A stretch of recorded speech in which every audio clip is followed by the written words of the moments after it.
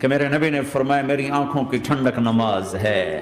پھر مجھے کربلا یاد آ گیا کہ یہی مہینہ تھا، 10 محرم تھی اور جمعہ کا دن تھا اور نماز کا وقت داخل ہوا تو امام عالی مقام نے اپنے لشکر کے سردار زہیر سے فرمایا ان سے کہو جنگ بند کریں یا تھوڑی دیر کے لیے رک جائیں، میں نماز پڑھ لوں، ہمیں نماز پڑھنے دیں۔ تو زہیر نے گھوڑا آگے بڑھا کر کہا شمر سے تھوڑی مہلت دو، ہم نماز پڑھ لیں، پھر تم نے جو مرضی کرنا ہے نماز تو پڑھنے دو۔ شمر نے کہا ہم نماز نہیں پڑھنے دیں گے۔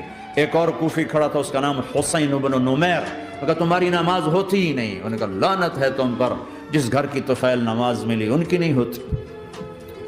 تو انہوں نے واپس آ کر عرض کی حضور وہ نماز پڑھنے کے لیے جنگ نہیں روکیں گے۔ کہا اچھا پھر ہم نماز تو نہیں چھوڑ سکتے۔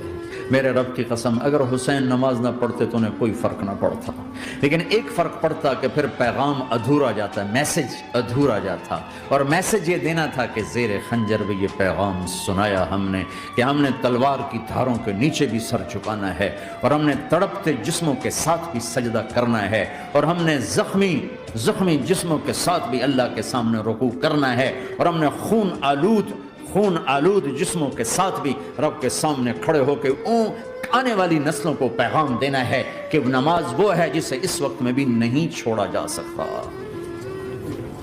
تاکہ کوئی یہ کہہ نہ سکے میں کیسے پڑھتا، میری جاب تھی میں کیسے پڑھتا، میری آنکھ نہیں کھلتی میں کیسے پڑھتا، میری عادت نہیں۔ اللہ کی قسم یہ جنتی نہیں تھے، جنت کے سردار تھے، صرف جنتی نہیں تھے، جنت کے سردار تھے، صرف جنتی نہیں جنت کے سردار۔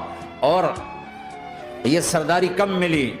محنت کے بعد نہیں، پہلے ہی ابھی ماں کا دودھ نہیں چھوٹا تھا کہ میرے نبی نے فرمایا حسن حسین جنت کے نوجوانوں کے سردار ہیں۔